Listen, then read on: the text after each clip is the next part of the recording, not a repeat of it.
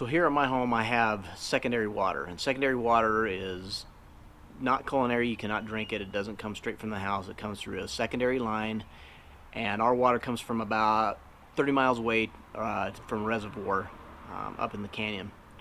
And as it does such, it travels through canals and whatnot, and it gathers silt and debris and gunk and grit. And so every season, 2 weeks after the water has come on, I will go through and clean out the filters and go through and clean all the screens on each of the nozzles. So we're going to do that. So let's get started.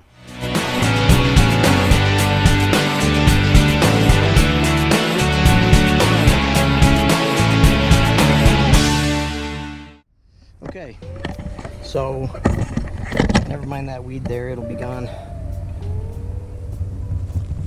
shortly. Alright, here's the main water shutoff. It's currently in the off position. We're going to depressurize the filters so that we can get those filters off. But I have 1, 2, and 3 filters. They're all different types of how fine they are. This one here is on the left is coarse, medium, and fine. Now we've depressurized the lines. We're gonna take these off. Quite a bit of pressure in them, but they do come off fairly easily. There's gonna be a little residual water in there.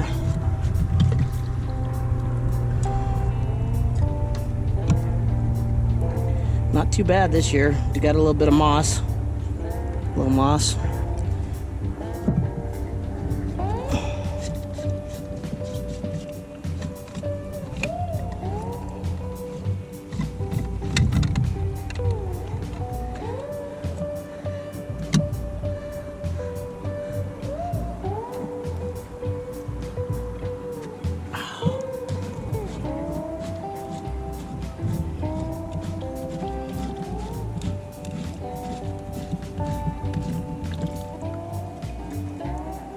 Just like I thought.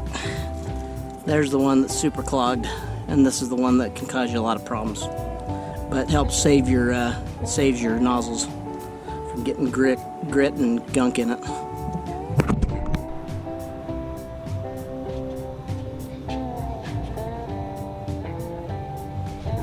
Okay, so we're just gonna clean these up, filter heads. This one wasn't so bad. Usually I get just moss and some of the more coarse materials here, maybe some little tiny pebbles, but nothing big.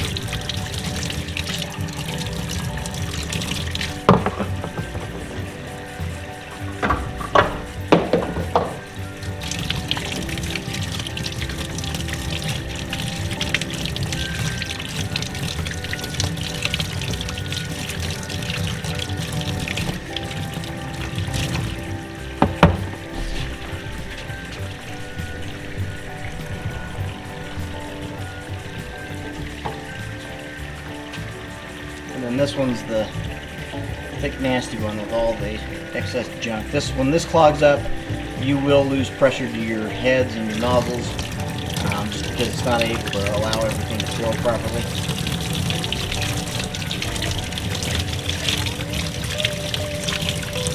And I will usually clean this probably once a month, just to make sure that it's stays clean and clear and that does not affect my pressure.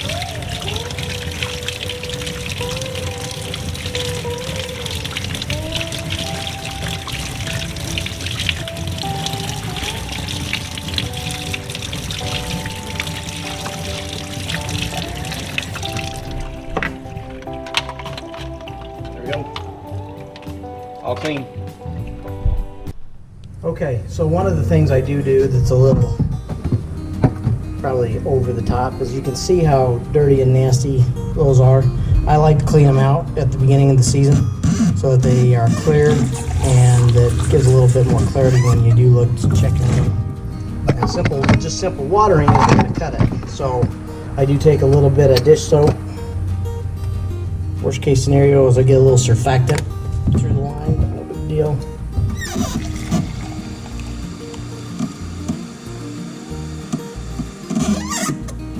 And I'll let it sit for just a moment.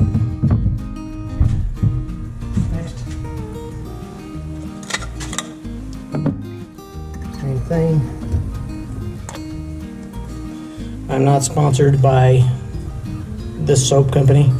Just super good stuff that really works really well. Not only on this, but also getting any garbage off your hands if you've been working on a car.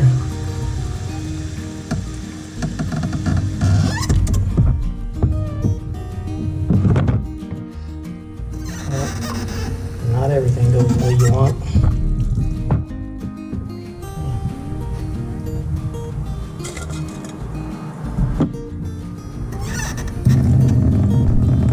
Super gunky, as you can see.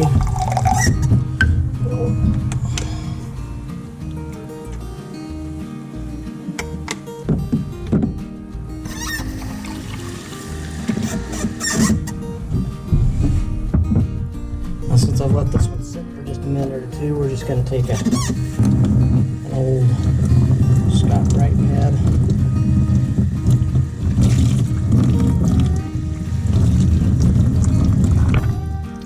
We're just going to scrub the inside of that. Never thought you'd be doing dishes and lawn care all in the same day, huh?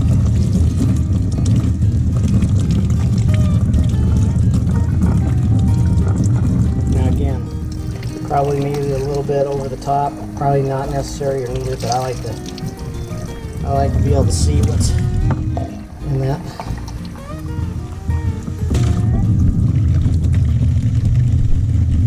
As you can see, super clean in comparison.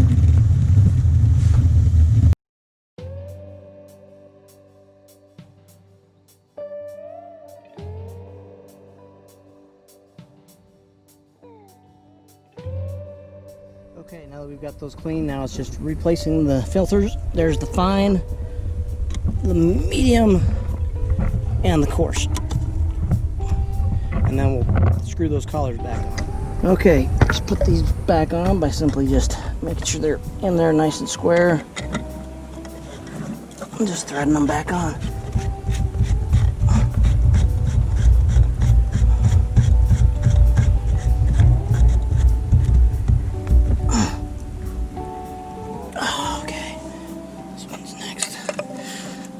Now some of you might ask, why do these ones have white tips and this one's got this threaded end with this black cap? This is the one that I use when I winterize. I place the attachment that then I put my quick release off my air compressor on.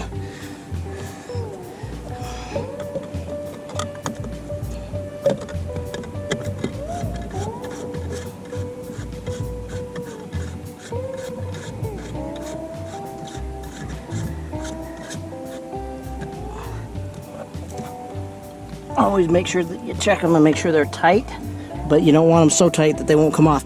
And always remember that unless you release the pressure from the line, you will not get these off easy at all. You must shut the line off, allow the pressure to be released by just turning on a hose spigot or starting one of the zones up, and then you should be able to relieve enough pressure to get to these.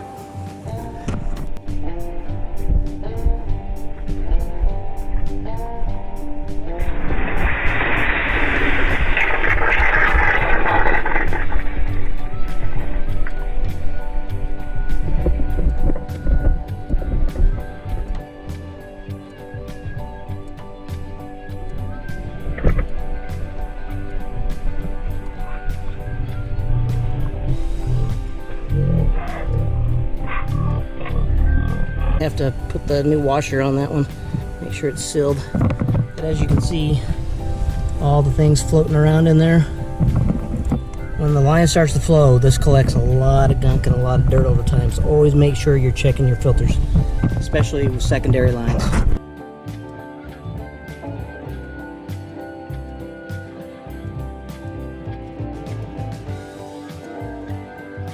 One of the things that I always do is I make sure that on every zone I always flush out the lowest spot in the line.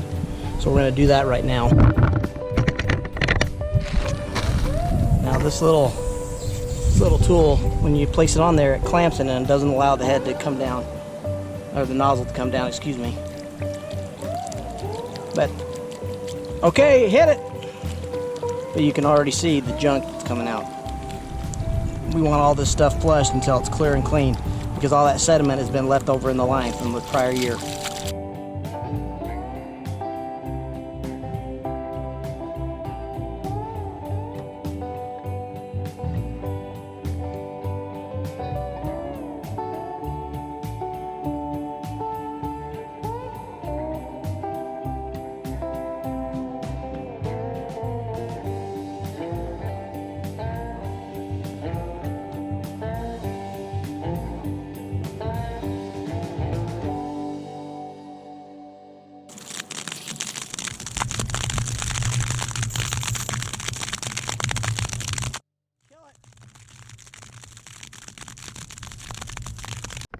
You'll have a lot of water left over, but that's okay, no big deal. It's just flushing out the line. Now, on these are the little filters at every nozzle to help keep grime and grit from getting up into this head. And I do use MP Rotators, and MP Rotators, I'm sorry to say, but these are the best things made on the market. I am quite prejudiced to that. I will not deny it, but these are the best heads that you can get. They're super versatile, and I wouldn't do any system without them. What I do is I always have a bag of spares that are fairly clean. There's some in there that haven't ever been used, and then these are some that I pulled out at the end of the first of the season last year. And I just clean them up, and the goal is to keep these filters as clean as you can. So it's super simple. You just take that, pull the end off, put your new filter on.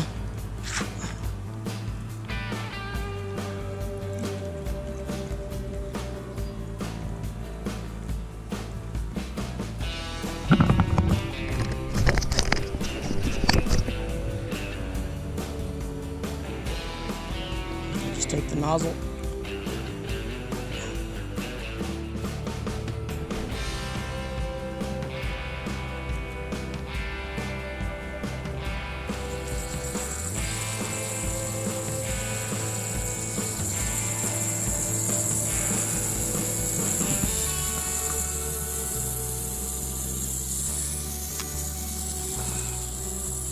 here's a good example of one that has just gotten gunked up with mud, and that's why I wait 2 weeks after the system is charged to go through and make sure that I get them all cleaned up and put some good ones on, and then clean these up after they're off.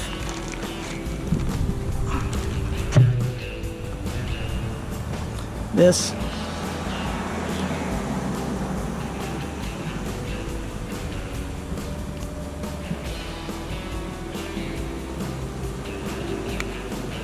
that, no problem. As I'm doing this, I just noticed this. This is a big thick patch right here of annual Kentucky bluegrass, and that is a nasty, you don't want it, so we're just gonna take it out. And then there's a lot of it in there. Look at that. Almost the whole thing is just infested with it, and we get that a lot with these secondary lines going through the canals and stuff. They do carry seeds with them, and that is one of the downsides of having secondary water, is it takes all the weed seeds, and this annual Kentucky bluegrass being one of them. Now you might ask me, well, how do you know that that's annual bluegrass? And this is how. Big thick stalk. Perennial Kentucky blue doesn't have that, and that's why it's just the scientific name is Poa annua, and the stuff is something you don't want, and it's even starting to get ready to go to seed, and so we don't want those seeds dropping into our system or into our grass. So,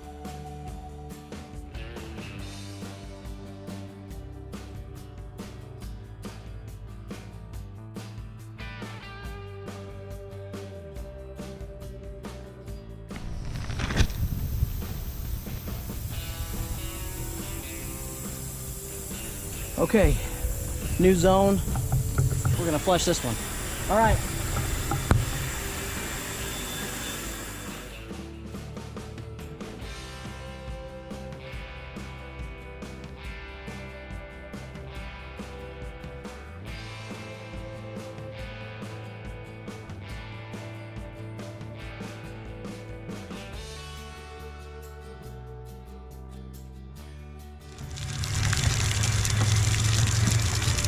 too bad, not too bad.